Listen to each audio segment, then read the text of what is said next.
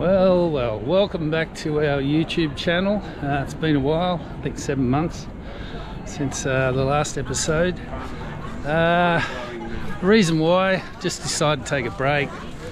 Really, it's a bit of hard work on top of running the markets, doing a YouTube channel. But I felt we'd, sort of exhausted the first chapter, and thought I'd sit back and just see what happens with it. And wow, it's been amazing how it's gone in that time, probably a year and a half since we started it. And it seems everyone just wants to learn more about how to be a stallholder, is interested in what the stallholders here do, and any advice we can give, which we're only too happy to give you. But I must say, it's really hard to get all my stallholders to, one, divulge all their secrets. They do a lot of hard work getting to where they are, and the successful ones really good at it. But yeah, they hold on to their secrets quite tightly, so it is a bit hard to get them to share those secrets. But we're going to do our best to share any information we can as we dive into this second chapter of Manly Markets 2095. So yeah, let's do that. Welcome to Manly Markets 2095. Manly is the first beach north of Sydney Harbour and can easily be reached by ferry, car or bus. My name is Mark, and I've been running the Manly Markets for 11 years now, and I have over 30 years retail experience in the surf industry, which has really helped me understand the markets business overall. Each week I'm going to show you around our markets, including how we run them, introduce our stallholders, show you around Manly and interview some locals along the way. Please subscribe and enjoy our weekly shows every Friday. So a little update on what's been going on. We're just heading into summer. It's the last weekend of October, and business is picking up. The market's extremely busy. We're fully booked until Christmas, and unfortunately I'm not even able to answer the phone. I'm getting that many inquiries.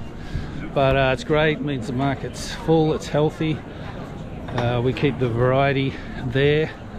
Lots of new products too have arrived over the winter period, and they're still trading well. So the market has a completely different look to what it was a year ago or even 6 months ago, which is great. The economy is not good. Interest rates have gone up the world over. Market's trading reasonably well considering, but we're lucky we get a lot of international tourists here in Manly. With the Australian dollar so low, tourists have got great spending power, which really helps us. I mean, I've retailed over most of Australia in my surf shop days, and I can tell you Manly was the best place I ever retailed in because of that variety of customer. So today's episode we're going to dive into sustainable products, recycled products, repurposed products. That's what we've got to do, save the planet. And let's go have a look at a few people and talk to them about their products. Okay, I'm with one of my long-time stallholders, Paul Gardner. How are you, Paul? Good. Yourself? Yeah, good, thank you. We're doing a recycled, reusable, repurpose episode today, and of course you've got all these lovely old coins that you transfer a lot into jewelry too, don't you? Or yeah, we do rings as well, but these are 100 years of Australian coins, actually about 110, and we make them independent. So we have for almost every year from 1910 until today, a coin pendant you can buy, ranging from, well, we got the 1 cent, which they stopped making in 1990, the $2, which they didn't start making until '88, and then we've got the old pre-decimal currency and the pennies, half pennies, shillings, and the old coins were all real silver up until '66. So yeah. Right. Then we do some coin rings as well. And who buys this type of coin jewelry? Who do you? A lot of overseas tourists. Right. Okay. Yeah, it's something that's very Australian, so they want to take it back. It travels well, but we do get a lot of local interstate travelers who, like it. And I only used to do the pre-decimal, but a lot of people born after 66 apparently. I don't know. Not us, unfortunately. No, but so it's, yeah, the newer currency actually goes for just as well as the older stuff. Right. Okay. Yeah. The backpackers were born in the 90s. Yeah, they pick them up, or they pick it up for their parents. So people match their birth year. That's generally what they do. Okay. Some people just buy it for the love of the coin, but most of them buy a year related to it. Yeah, right. May, how are you? Good, how are you? Yeah, Mark? very good, thank you. You've been trading with us for a while now. Yeah, since last October. Oh, fantastic, yeah. Jewelry's a very popular product in markets, and you have a unique product. You use recycled glass. Tell us about that. I do. How you get your product and... Yeah, so these ones are all recycled glass. So made of like those beer bottle, wine bottle, and window glass, and even the wire of like those silver, like these ones are sterling silver. But one of the manufacturers in Sydney, they're collecting all of the sterling silver, they remade the wire. So these wires also recycle sterling silver as well. That's awesome. That's what we're talking to you about, is sustainability, recycling, reuse. It's important, isn't it? It is, yeah. So, tell us, so you use beer bottles? Yeah, beer bottle, and it's window glass, like those yellow ones. When I adjust the amount of the gas and oxygen, comes with the yellow and lots of bubble inside. Right. So these ones are window glass, but I'm getting one of the company, it's called Art Smart in Seaforth. They're framers, so they always get off-cut. So I'm getting off-cut from them. Right, And okay. I'm making from these. And then the blue glass, these ones really hard to find it. But one of the big Japanese sake bottle. Right. My friend, he owns a restaurant in Narrabeen. It's called Izakaya Nara. Right. Yeah, he kept it one big bottle for me, and How good's that? So they've got things that would normally get thrown away, I guess, and put into recycling or landfill. So you're going around getting offcuts and bits and pieces, helping them, and then you create this fantastic jewelry, which is amazing. How long have you been making jewelry like this? It's a long time now. Yeah? I can't remember how long, but Really? maybe over 10 years. Yeah? How did you get into it? I studied glass art at university Did in you? Japan. So yeah, I got a Fantastic. bachelor degree. In Australia or in Japan? In Japan. In Japan, Yeah. okay. Oh, that's fantastic. Right, all right. Well, it's great that you're doing what you're doing. So, hi Nina, how are you? Hey, good, thank you. We've talked to Nina before about her great soaps and all the great ideas she has for packaging and that, but today we're talking about the sustainable things you do with your product to, Well, we actually put a lot of focus on sustainability. Sustainability means to us it's actually a future for our future generations, and also finding a way to live more harmoniously with nature itself. Exactly. So one of the things that we do is actually we use organic ingredients in every product here. Right, So yeah. organic farming method actually helps to reduce use of a lot of pesticide that goes into the land. What happens there is actually helps with the microbiome, which makes the soil more healthy and nutritious for other vegetations actually can grow healthier, as well as all of our products actually waste-free products, which means that it doesn't come with any plastic packaging with it, so we don't actually have to throw it away in a way that actually would end up in the landfill and then not degrading for thousands of years. That's another part of it. And the other thing that I wanted to actually show you is this product. It's actually a lot of people think this is like a soap, but this is actually called shampoo bars. I don't know how many of you know about shampoo bars. Basically, it's a new way about like wash our hair with these sort of things. Right. And does that lather up Really quite well? Yeah, right. So like comparison to the liquid shampoo, for example, they're around 80 to 90% just filled up with the water, comes with a lot of preservative and plastic bottles. Whereas this one's actually similar formulation.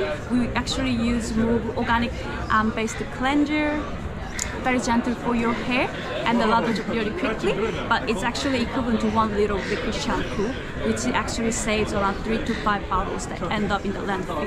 Yeah, And we right. actually imagined like 1 in 5 Australians switch into the waste-free shower care.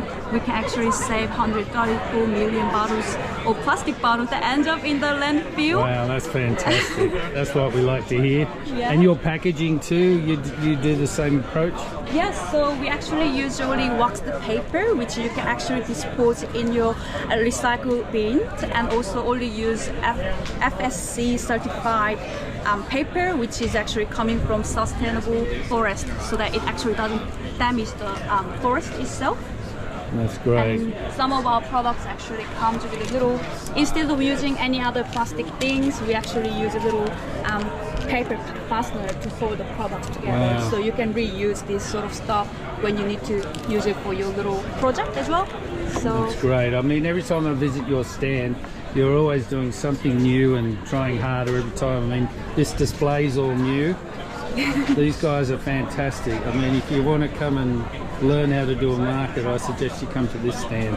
Thanks, Nina. Thanks, Daniel. Thanks so much Keep for up the good work. thanks. Thank you. Have a good day. Hello, Genevieve. How are you? I'm great.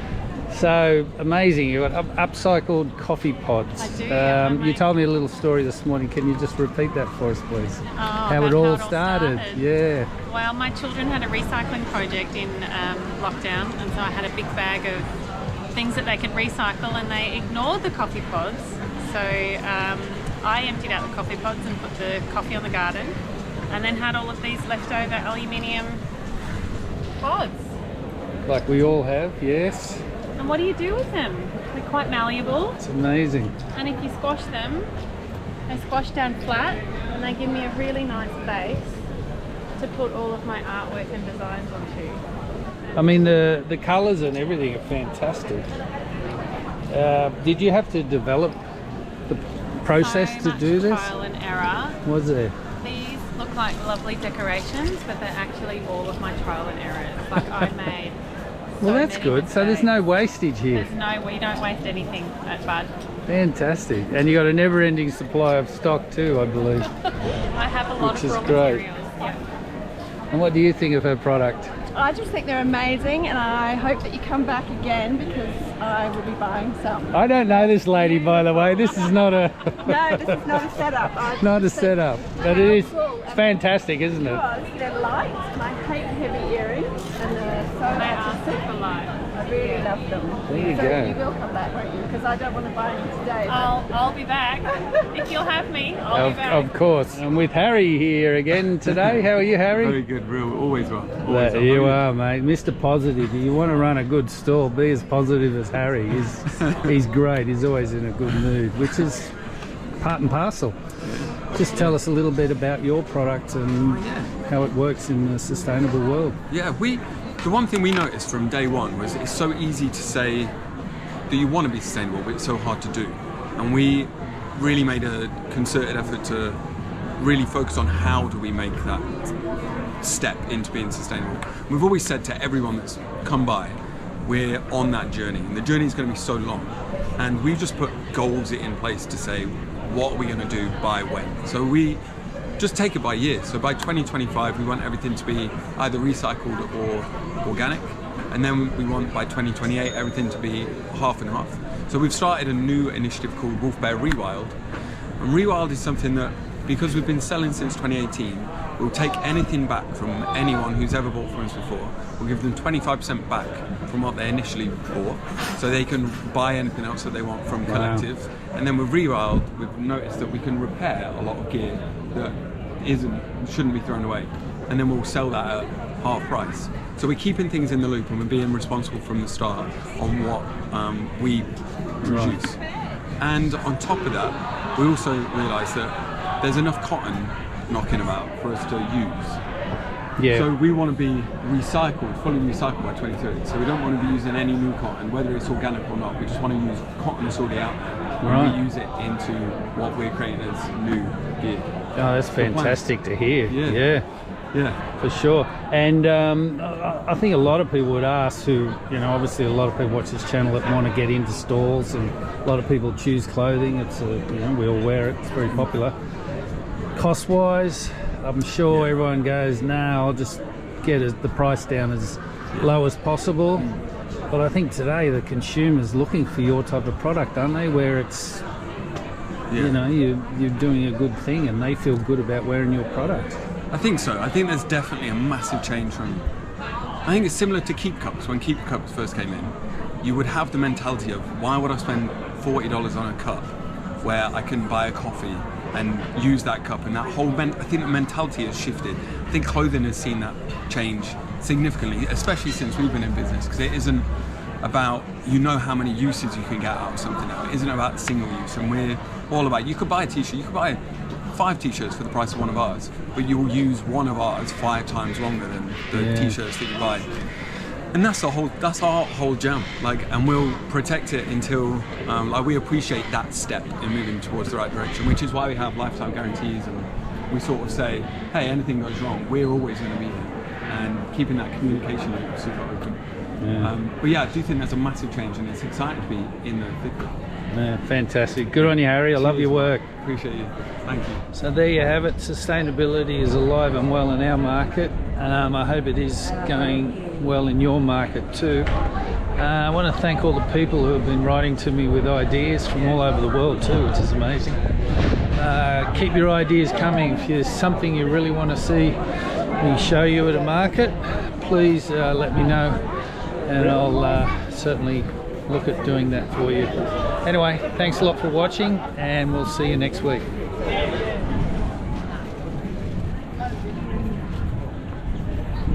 Have it. Sustainability.